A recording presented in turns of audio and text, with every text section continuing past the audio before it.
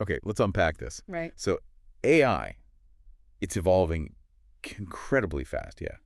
You see it everywhere. A staggering pace, really, integrating into daily life. In ways that are, sometimes subtle, sometimes pretty surprising. Mm. But for those of us tracking it closely, the real game changer, maybe the most profound shift. Is its impact on warfare, the future of conflict. Exactly. It's dramatic and critical. Hmm. So today, that's our deep dive, right? Into how artificial intelligence is fundamentally reshaping the battlefield. Yeah, everything from sophisticated cyber attack. All the way to autonomous weapons, lethal ones. And we're grounding this in a strategic analysis from Finabel. That's the European Land Force Commanders Organization. Gives a really nuanced view. Right, authoritative stuff. And the point is, this isn't sci-fi anymore. No, it's actively transforming military strategy now. Defining tomorrow's conflicts. And what's truly striking here is just the complexity and the duality of it all. Duality. How so? Well, it presents these unprecedented opportunities for, say, defense, a real force multiplier. Okay. But at the same time, it brings huge challenges. It's a powerful offensive tool, too. So, good and bad, potentially. It really signifies a complete paradigm shift in how we even think about war. That idea, paradigm shift, makes you stop and think. What is AI really? It's a surprisingly tough question. Yeah, we're not going to get lost in, philosophy debates about machine consciousness or anything. No, but we need a working definition.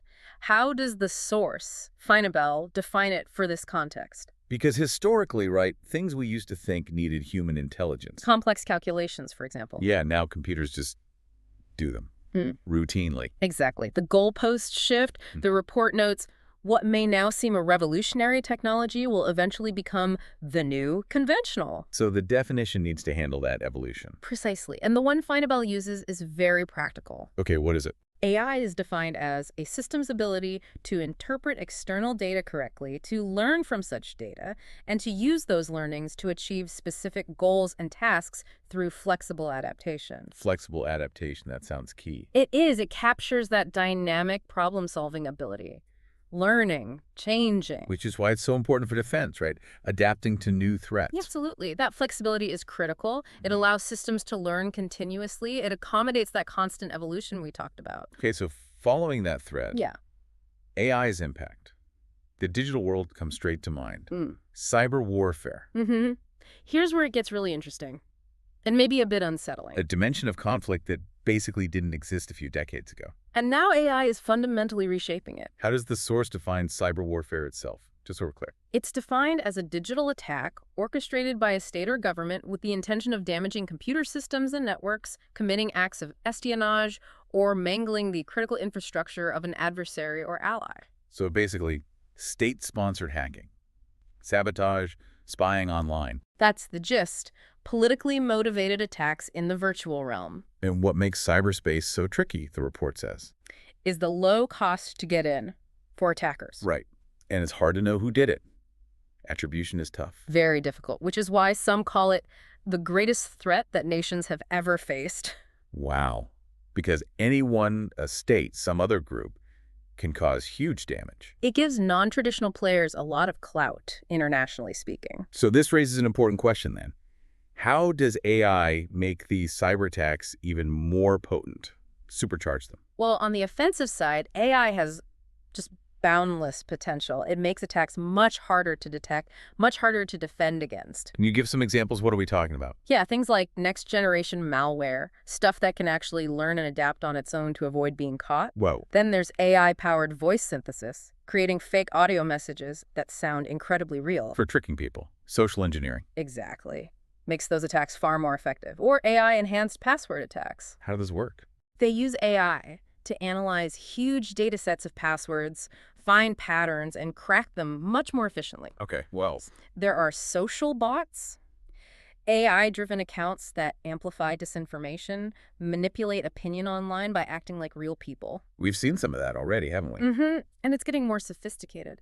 Then there's something called adversarial training.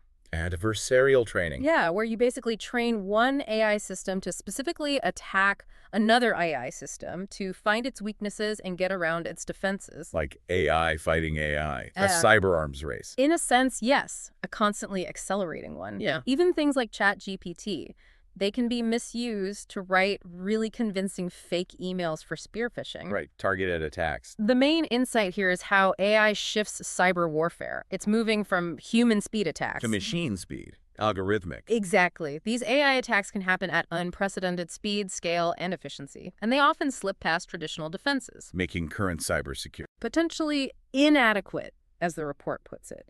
It's a fundamental challenge to even detecting these things, like fighting shadows moving at light speed. That paints a really alarming picture on the offense side. It's serious. But thankfully, AI isn't just for attacking, right? It seems logical it could also help defenses. Absolutely, it cuts both ways. So does the report show AI being a significant ally against these intensifying cyber threats? Yes, definitely. Defensive AI uses intelligent systems to tackle problems traditional methods really struggle with, Like what, for example? like spotting really subtle signs of a breach in network traffic, stuff a human might miss, Okay. or predicting new attack methods by analyzing global threat data much faster than any human team could, sort of like building a digital immune system. Interesting analogy. It also helps with fraud detection, and it automates those monotonous and time-consuming tasks. The boring stuff. Yeah, freeing up the human experts for the harder problems, the things that need judgment. So how does it work? The mechanism. It's mainly machine learning algorithms. They allow the AI to constantly learn, evolve, identify new attack techniques. It improves detection speed, accuracy. Sounds incredibly promising, like a digital shield. It offers significant advantages. But it's crucial to understand the limits here, yeah. Is it a silver bullet? Does it solve everything? No. And if we connect this to the bigger picture, the report is clear. AI is not a silver bullet. Why not? Well, humans are still essential. You can't fully automate cybersecurity.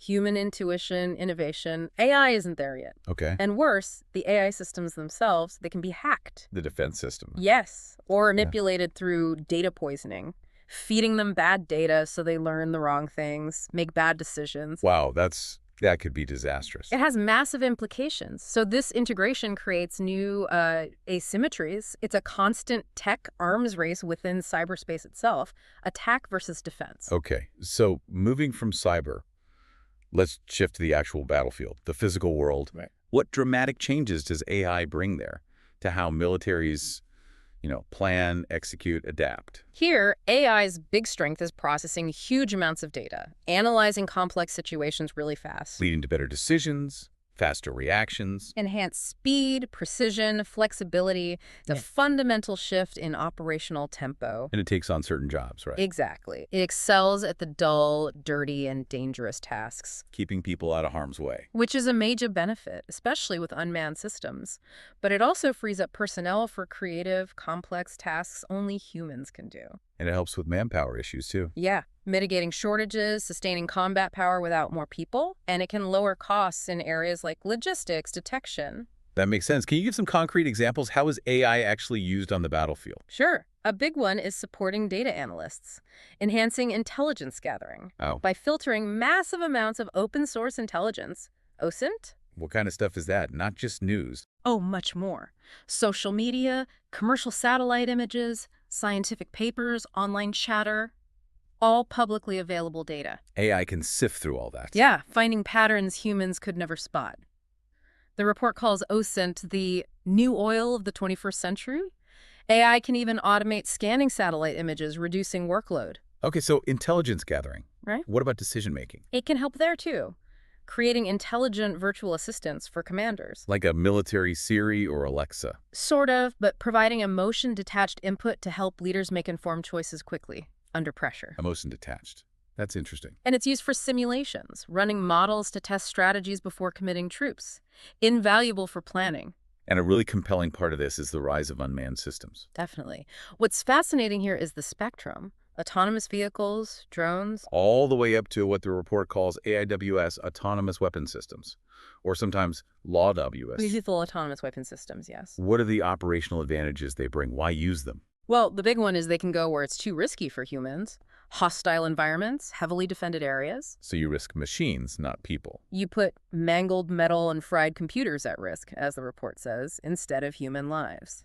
And they have other advantages. They can have superhuman abilities, withstand higher G-forces in flight, react faster than humans. They can operate even if communications are jammed. And they're cheaper. Often cheaper, faster, more maneuverable, and have longer range than their crewed counterparts. Significant tactical pluses. Let's talk specifically about laws, or AIWS, Yeah. the lethal ones. How are they defined? The UN definition is pretty stark.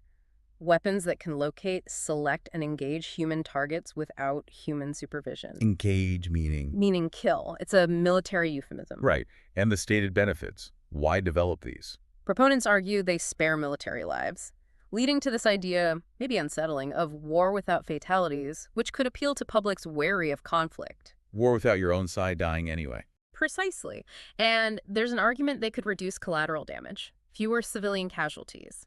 How? The idea is AI is less prone to errors than human operators under stress, and it lacks the capacity to intentionally break the rules it's programmed with.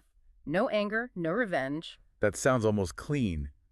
War without fatalities, fewer errors. Yeah. But that feels like it brushes over something huge. It does, and that's where the ethical alarms really start ringing. Does the Finabel report get into that? The deeper human side of it? Absolutely. That's a crucial point. Yeah. The very autonomy that makes AI powerful is also its main ethical vulnerability. So the core question it raises. What happens when machines get the power to make life and death decisions independently? Yeah. That leads straight to the risk of losing human control, right? Exactly. AI is great at tasks based on clear rules or skills, but humans are still better with judgment, knowledge, especially when things are uncertain or ambiguous. And emotions play a role. We usually think of them as bad in war. But human emotions, cognition, they're actually crucial for restraint, for applying ethics in the chaos of conflict. So we need humans in the loop. The report advocates for a centaur approach. Machines augment human intelligence, they don't replace it, especially for lethal decisions. Okay, the centaur approach. But if an AI does kill someone autonomously and it's a mistake, who's responsible? That's the massive legal and ethical hurdle. It creates a profound difficulty. How so? Justifying machines independently ending human lives could devalue human life itself. And legally, it creates an accountability gap. Meaning? It's incredibly hard to assign responsibility when a machine messes up without direct human oversight. Was it the programmer? The commander who deployed it? The machine itself? Which could let states get away with breaking international law. Potentially, without clear repercussions. And then there's the scary thought of non-state actors, terrorists getting these weapons. Right. And beyond ethics, there are operational risks too. Big ones. The report points out 3 main categories. Okay, what are First, hacking and manipulation. AI systems are ideal targets. Control one, and you have a huge advantage. Or you could poison the data it learns from. sabotage from within? Second, accidents. Simple malfunctions, programming errors, miscalculations that could unintentionally trigger or escalate a conflict. Yikes. And the third? Trust and reliability. As AI gets more complex, it becomes less transparent. A black box. Meaning we don't fully understand how it makes decisions. Exactly, which makes it hard for operators to know if it's working correctly. Imagine using a faulty AI in a critical military operation without realizing it. Dangerous. So if we connect this to the bigger picture, another vulnerability you mentioned is governments not keeping up with the tech sector. Yes. Insufficient governmental proficiency in AI compared to commercial companies. What does that mean practically for the military? It means consumer tech, like drones or self-driving car AI, has often progressed faster than military-specific systems. Why is that a problem? Because the R&D focus, the talent, the money, it's shifted more to the private sector. So systems developed mainly for civilian use might not meet the strict quality, safety, or robustness standards needed for military ops. And governments might lack the in-house expertise to properly check, test, and integrate these commercial systems safely. Exactly. It could compromise safety and effectiveness if they don't have that deep understanding themselves. This all sounds like we're heading into a new kind of arms race, an AI arms race. It certainly has that feel. What does that mean for the global stage, international relations? It means that getting ahead in AI is now seen as crucial for strategic advantage. You have to be at the forefront of innovation. So this raises the question, who are the main players? What are they trying to achieve? Well, it's driven by security needs, but also just the fear of being left behind technologically. And for countries like Russia and China? The report suggests AI offers them the ability to disrupt U.S. military superiority. It's seen as a potential leveler. Russia in particular seems to view AI very strategically. Yes. capable of truly game-changing strategic effects. Remember Putin's statement back in 2017? Vaguely. Remind me. The one who becomes the leader in this sphere will be the ruler of the world. Pretty stark. Wow. Okay. And we've already seen some effects, right? Like election interference. Mm-hmm. Western countries hit by online information warfare using bots.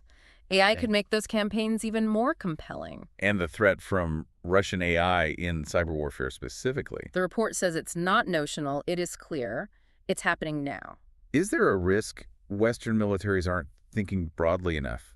There's a potential oversight mentioned, yeah, that they might focus too much on using AI tactically. On the battlefield itself. And maybe overlook how AI systems can be weaponized strategically, impacting global competition, like those influence campaigns. And it's not just states in this race anymore, is it? You mentioned tech companies. Exactly. That's a huge factor. IT platforms, big tech firms, they're integral players now. How so? They have the data, vast amounts of it, and the money, which gives them increasing political influence. And they use AI to predict and control human behavior. Think targeted advertising, but potentially much more powerful. which leads to that really provocative idea in the report. That the greatest threat to the political hegemony of nation-states could become the technology companies themselves rather than other nation-states. Wow. Tech companies as geopolitical powers. It's a possibility raised by their influence and capabilities. Okay, so shifting slightly. Given all this complexity, how does AI affect military cooperation between countries? That's critical. If we connect this to the bigger picture, modern military ops are often joint efforts, multiple countries working together. So they need their tech to work together. Interoperability. Exactly. Interoperability. Simply put, my radio can talk to your radio, your ammo fits my gun. Does AI help or hinder that? It has potential benefits in logistics, sharing data, communications, recon. Think of drones from different countries sharing info seamlessly. Well, there's always a but. The challenge is inadequate interoperability, especially with complex IT and AI systems. What problems does that cause? Data loss, delays in sharing real-time info, slower decision-making. It can really hinder joint operations. Can you give an example? The report mentions NATO having at least 13 distinct battle tracking systems across different member countries. 13. That sounds like a nightmare to sync up. It's a huge challenge. Integrating different hardware, software from various manufacturers, it's tough. So he needs standards, agreements. Yes, standardization agreements that include AI systems right from the design phase. Otherwise, you get mismatches that impact working together effectively. So let's bring this all together. What does this mean for like the very nature of war? The human element. It forces us back to those core ethical points. Right. The report stresses AI systems aren't full ethical agents. They're coded. They don't remove human responsibility. Yeah, they don't. But it creates this weird disconnect, doesn't it? This asynchrony. Humans are morally responsible. But for actions increasingly distant from their direct control. The decision might be human, but the execution is automated, fast, maybe miles away. It feels different. And what's truly fascinating, and maybe sobering, here is the risk the report highlights. The risk of dehumanizing war. Dehumanizing? How? AI systems lack consciousness, they lack emotions, empathy, compassion, remorse. They operate purely on deterministic and probabilistic calculations. Ones and zeros. Logic. But those human emotions, the report argues, are crucial in guiding appropriate moral decisions and judgments. So removing them removes something vital for ethical conduct. Making human oversight indispensable, yes. Which leads to the final, really overarching conclusion from the source. Which is? That integrating AI systems is likely to fundamentally transform the nature of warfare into an impersonal phenomenon. Impersonal. It's expected to diminish the human role in combat decisions, in execution, Right. potentially detaching fighters from the immediate results of their actions. Redefining the whole emotional, moral landscape of war. Shifting influence towards algorithms, automated processes. It's a profound change. Wow. Okay, this deep dive has really shown the incredible scope, the complexity of AI's impact. It touches everything. We've covered its dual role in cyber, the way it transforms operations, the huge vulnerabilities, the geopolitical stakes, the cooperation challenges. It's a lot to take in. Definitely. So as AI keeps evolving so rapidly, pushing autonomy further, especially in the military, it leaves us with a critical question. Okay. A question for you, the listener, to really consider. What new moral frameworks, what new strategic frameworks does humanity need to build To make sure. to ensure we actually remain in control of the future of warfare and prevent it from becoming entirely impersonal? That's a heavy question to end on. It reflects the gravity of the topic. Thank you for joining us on this deep dive. We really encourage you to keep exploring this. It's crucial stuff. Absolutely. Thanks for listening.